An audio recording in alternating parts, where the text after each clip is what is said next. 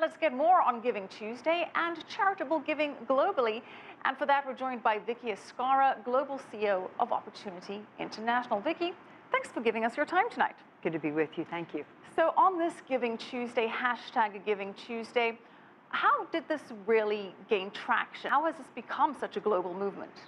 So, following on Cyber Friday or Black Friday, Cyber Monday, we're entering into a season that internationally people are more focused on each other, and we're seeing that as a trend as far as the world goes, that more and more people are thinking about what else do we need as individuals.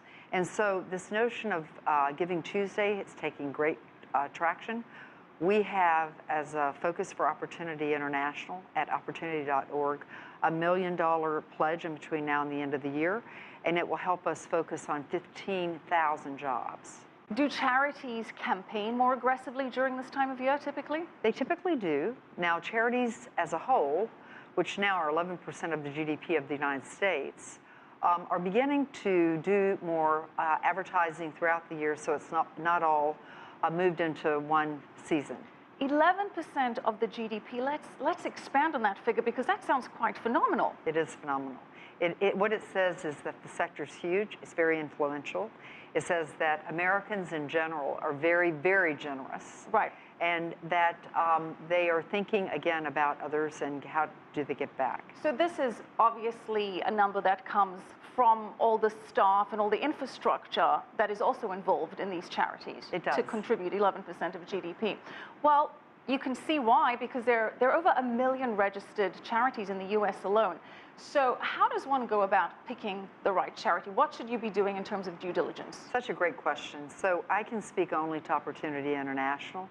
I wouldn't view us as a charity, but more as an investment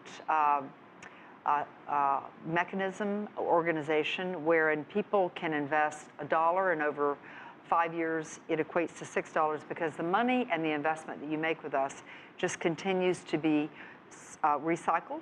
And so that's why we are really looked at more socially as an investment arm.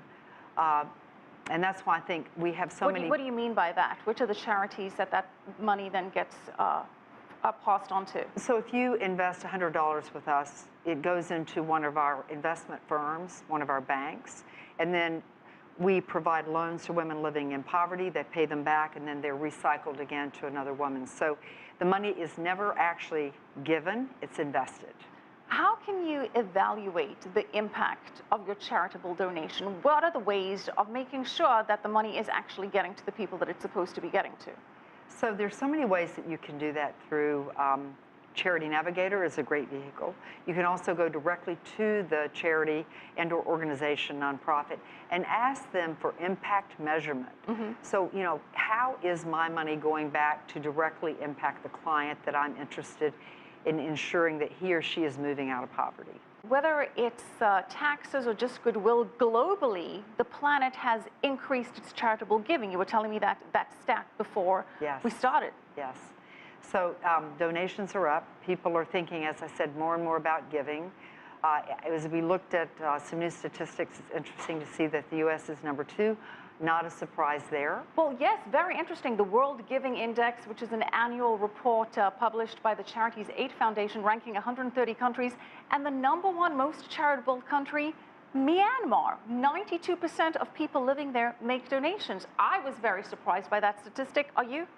Not really, because if you think of the culture of Myanmar and how they believe in it's an honor and it's dignified to give back to fellow man, I'm not really surprised, nor am I surprised about the U.S. The U.S. second, New Zealand third, and rounding out the top 10, the U.K., pretty far removed from the top. I was surprised by that too. All right, thank you so much for joining us, Vicki Escarra, Global CEO of Opportunity International.